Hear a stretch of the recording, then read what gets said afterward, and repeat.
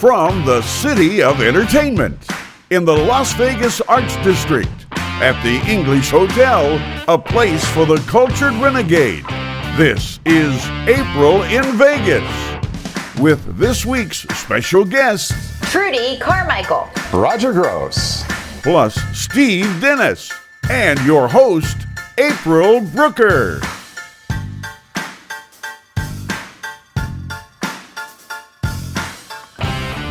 Steve, our first special guest is part of the nostalgia that made Vegas great. is she a mobster? No, but she's a lounge singer. Not just any lounge singer, but the legendary Trudy Carmichael. And let me just say, we saw the diva in concert in her show at the Majestic Theater down the street, and it was amazing. And she recently won the Young House Award for Theater. And speaking of amazing, I'm really excited about our next guest. He's the author of How to Win at Table Games, Winner's Guide to Casino Gaming, and a publisher of the Global Gaming Business Magazine. It's Roger Gross. And for Dummies on the Street, we have everyone's favorite bright blue buddy, Monsieur Mortimer, asking, what is a rougarou? So Steve, I have to ask you, do you know what a rougarou is? No, but I know something else that's bright blue and has our guest by it. What? It's the pool, so let's head on out there. Yeah, great idea. No.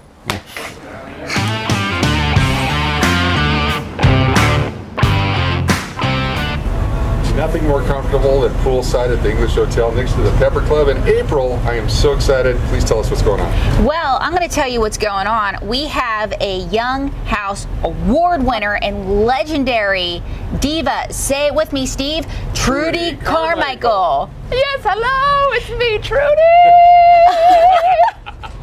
It is so great to have you. I love your dress. Thank you so much. Thank you, I appreciate that. And so, how is the legendary Trudy Carmichael doing today? I'm doing fabulous. I'm a little warm, but I am feeling fabulous. And, you know, this is my loungewear.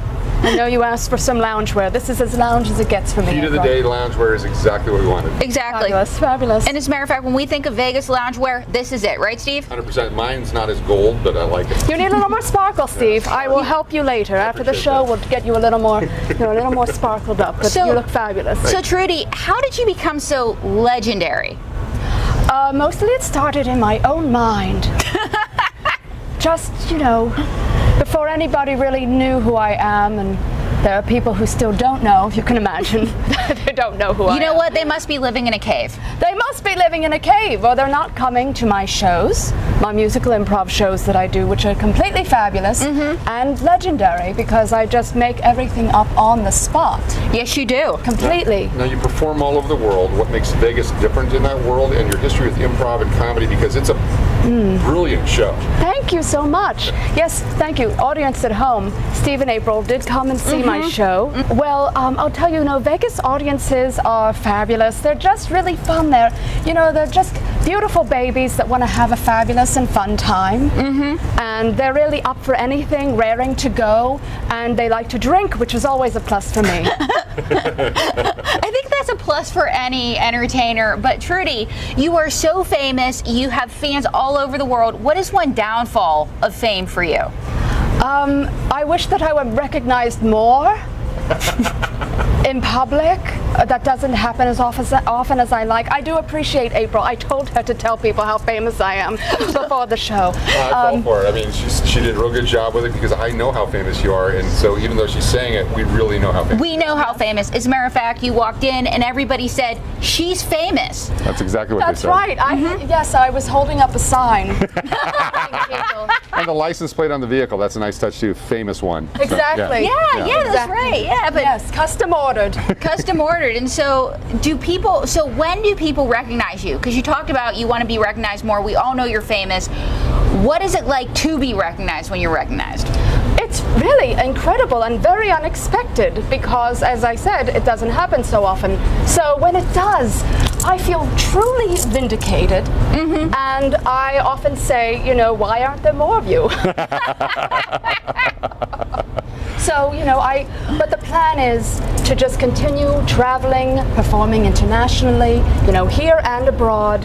I'm going to be going to the Edinburgh Fringe Festival this coming August. Nice. Which, of course, I'm thrilled about. I was supposed to go 2 years ago, and sadly that was canceled, that first performance. But I'm going, and I just can't wait to have all these international babies fall in love with me, crown me as their queen, because they love queens in the UK. Yes, yes. So I'm yes. so excited to be taking my throne, finally, my true place. And what is it they say in the UK, Steve? God save the Queen? Yes, yes. Yes. I'm sure that's So what they it say. will be God save the Trudy. There you go. Once I'm finished with them, I just know. And yes, I mean, I have another show coming up in just a few days, actually, back at the Majestic Rep. Yep. Oh, good. Which is a great theater. It's a nice setup, and it's Isn't really conducive to what you do. Yes, Yeah, it very is. conducive, yes. I love an intimate space. It's, you know, it's a fabulous space. You can make whatever you want of it. And Troy Hurd has been so generous to always invite me, give me a home there, a home away from home to perform. And I have my fabulous accompanist, Faustino Solis III, who is incredible on the keys. And for those of you watching this 16 years from now, it was a great show. Yes, great show. Great show. Yeah, we cannot talk about how great it is. And 16 years from now, if people aren't around, or if none of us are around, if you could be reincarnated as anything, what would it be? Oh God, I guess myself. Is that incredibly egocentric and egomaniacal? No, you're No, perfect. incredible. That's exactly show business. That's Yeah, fantastic. as a matter of fact, I'd want to come back as Trudy, right, Steve? I think we all do. I think that's the goal of this show today, is to learn how to be you. We're definitely going to have to get you more sequence then, Steve. Okay. Yeah, more sequence for Steve. And what do I need to be you? You're pretty fabulous yourself. I mean, you're giving me a run for my money here. Look at you. This is Do you need a incredible. kidney? You got one if you need one. Oh, well, I'm glad we have that on tape. That is set in stone now. So, yes, shake on it. Shake, of Kidney course. sisters. Kidney sisters, right? So you're a witness, Steve. So as an improv artist, Yes. shake on it, do a song. Yes. Oh, shake on it. Okay. Well, it looks like we've made a bargain with the devil, and now we're gonna have to make good on that. Even if you want to back out of it. No, no, no. You already promised, you already said that you would make good. Yes, that's what happens when you shake on it. Yes, you shake, shake, shake, shake, shake, shake on it. Hello to the people in the pool. You shake, shake, shake, shake, shake, shake, shake on it. Hello to everybody who's cool. You can't back out now, no. There's no going back, because we already made a promise with a shake. Yeah, you shake, shake, shake on it. Trudy Carmichael. Yes, Trudy Carmichael, ladies and gentlemen. Check her Outstanding. out. Yeah, you got a standing floating ovation over there. Oh, Yes. yes. Hello, beautiful babies. I'm famous. I'm famous. Thank you. Oh, I Yes, got applause. yes, yes, a floating ovation, a standing ovation, and everything ovation, folks. Check out the legendary, say it with me, Steve, Trudy Carmichael. Thanks for helping us with that. Thank you. You're welcome.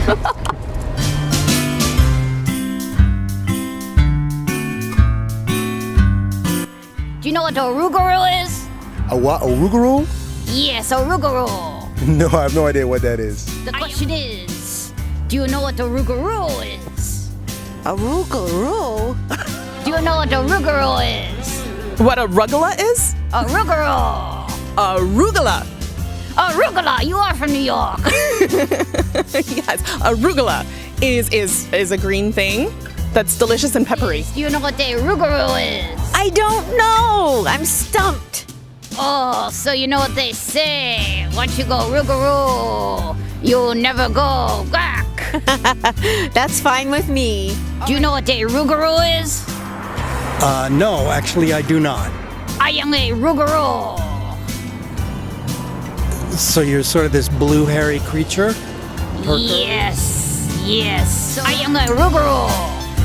Okay, that's funny. I am a mythical creature. Can I move into your house and move into your closet? Why do you want to move into her closet? I want to be her closet monster. Oh, well, I would like that, but my dog might be a little mad on you. He might chew you up, and he... Oh, that's what I like. All right, I also need a place to live, so can I go home and be your closet monster? Yes. Oh, Okay, well, it's good to meet you. On the count of 3. 1, 2, 3. Say Rugaroo. 1, 2, 3. Rugaroo! Rugaroo. Rugaroo.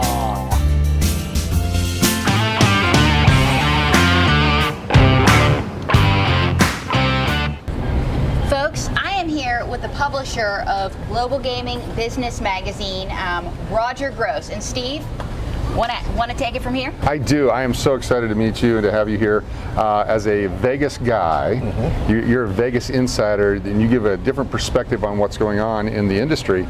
And so, topically, true or false, Vegas was better when the mob ran it, or not? Well, I did an article about this just in the last issue, and I got a lot of feedback from it. The older guys told me I was crazy.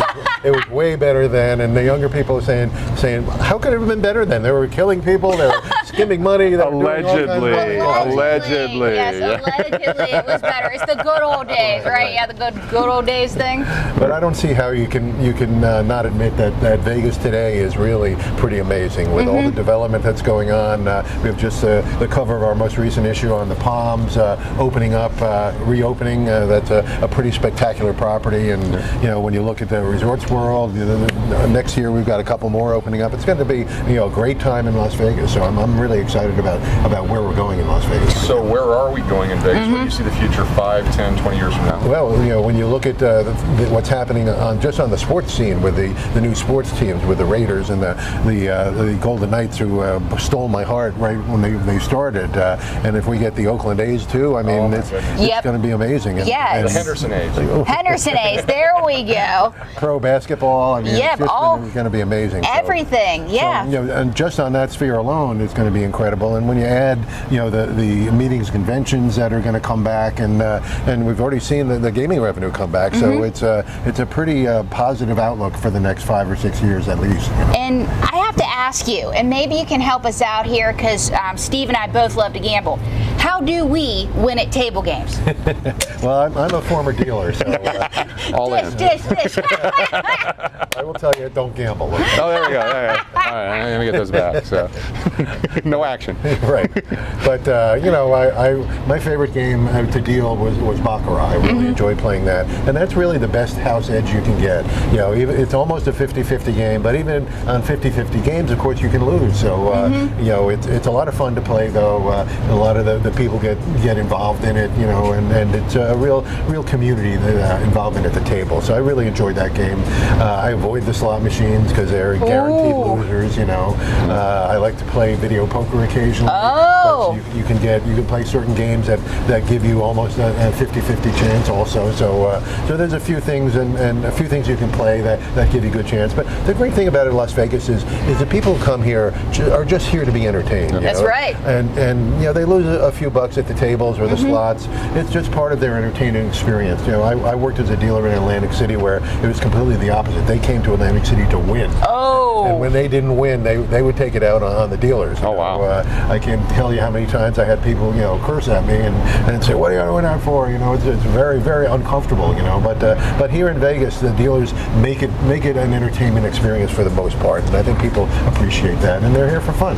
And you weren't always a publisher. You started out as a musician, and then you became a dealer. Right. Yes. And what is your craziest casino story? Well, I had a crazy time. This guy started complaining at the game, and I told him if he didn't like it, he could go down the street. And they told me, no, you go down the street. Oh, wow. Wow. But my craziest experience was actually, I was working at Caesars as a Baccarat dealer and in Atlantic City, and this guy used to come in every weekend from Toronto, and he was all ruffled. He was, he used to wear plaid shirts, and he was the fastest player I ever saw. And he would go through hundreds and hundreds of $1,000s every weekend, and eventually they found out he was just a bank clerk in Toronto, and he was embezzling all the money. Oh, wow. and that because Caesars didn't figure that out till it was too late, they actually shut the casino down for 3 days. Oh my goodness! So, I got a free weekend off anyway. Fantastic. Wow! Fantastic. Just because he committed some fraud, you got some time off. Allegedly. Allegedly, it was a time off with pay. Yes, it was. Oh, even better. They insisted they pay, and they also had to pay our average toke rate. Which So just because he allegedly did something, and say it with me, Steve. Allegedly. You got time off with pay. It's not allegedly. He got convicted in a court of law. Okay. Right. So you do a podcast. Can we get some of this insider information on your podcast on what games are good to play, what's going on in the industry? Sure. We also have a site called iGamingPlayer.com where we actually cater to players on the internet, and also a lot of that can be applied to live gambling as well. We teach how to sports bet. Like last weekend when the PGA Tour was there, we gave out the winner of the tour, and it was. So my method is I go in there and go all unders. Right. Well, I haven't won yet, so I need to listen. So. And then you also wrote 2 books, right? Right. Yes. Yep. Yes. How to win at table games. How to win at casino gambling was. Yes. How to win at casino. Right. And that one was fun to write. I used to be the founding editor of Casino Player magazine, which was taught people how to play, how to get the best deals in casinos in Vegas and all around the country. So that's where I learned how to do that. And again, I always told them, if you read my book, it'll say, your best bet is not to gamble. But if you want to gamble, here's the best way to do it. And so you've been around the gaming industry for a long time. Right. What are your favorite things, least favorite things? I like the way the new properties have all kinds of things to do on them. When you come to Las Vegas and you go to one of these casino resorts, there's spas, there's restaurants, there's all kinds of activities. So you don't have to gamble. Here we are sitting around this beautiful pool at the English Hotel, and in Vegas, there's nothing more Vegas-y than a real pool experience. That's right. Yep. So some of these things are a little too young for me now, because I like a quiet pool, not a big loud pool. And this is the way this is, so I'm happy with this. But yeah, with the pool beach clubs now are pretty spectacular, and so I like that. And of course the restaurants are second to none in Las Vegas. So other than gambling, and sometimes I get a suite, which is really nice. Yeah. There you go. You're pretty terrific. Yeah, very, very rarely, but once in a while they'll put me in a suite because they know who I am. Not because I deserve it. So. Well, you're pretty sweet and terrific, so you deserve a suite. Doesn't he deserve a suite, Steve? Definitely, always. Yeah. Right. And okay, so you were a musician before you became a dealer. Right. What is your favorite music to jam to when nobody's looking? Like, what's your favorite thing to dance to, sing along with in the car? Nicki Minaj. Don't think so. Okay. No, I'm much more old school than that, and I don't dance because I was always a musician. I never was able to dance. I'm up on stage playing. But you jam, right? You jam. You play air guitar. I used to dance around on stage, that's for sure. But I like the old classic rock, the Beatles and the Stones and the Who and those kind of things, So and my kids always look down. Why do you like them? They're so old. But my youngest son actually became a Beatles fan, so I have one of 5 became. You raised him right. Right. Absolutely. Yes. Right. So, folks, we've gotten a lot of satisfaction because we got our, say it, Steve, satisfaction having Roger Gross, editor, publisher of Global Gaming Business, and check out his books and his podcast. And where can people get your podcast? At ggbmagazine.com. That's right up at the top of the page. So we have a whole. We've been doing it for 17 years now. I was doing a podcast before it was even called a podcast. Oh. So, but we've been doing it for 17 years. I've interviewed all the top executives in the industry, and that they're up there. Last year we did Bill Hornbuckle from MGM. The new guys that own the Caesars property. So it's a really education in terms of the top people in the industry and what's important to them as businessmen and women. Fantastic. Well, we appreciate your time here. We have some gifts for you in the form of chips. These are discounts at the Pepper Club. That's a 25%. This is a rare chip. We only made 100 of those all time. Great. And then the red one you can hand out to a friend as well. Great. From a gaming perspective, we figured that would be perfect for Vegas and a way to tie in the food with the fun. So. Yeah, absolutely. You must have known I collect chips too, so there we go. Well, here's the collector set for you then. Okay, great. Use one, awesome. save one. And folks, check out Global Gaming Business Magazine. Thank you so much, Roger. Yep, absolutely. Great to see you guys. Pleasure. Nice to meet you. Nice to meet you.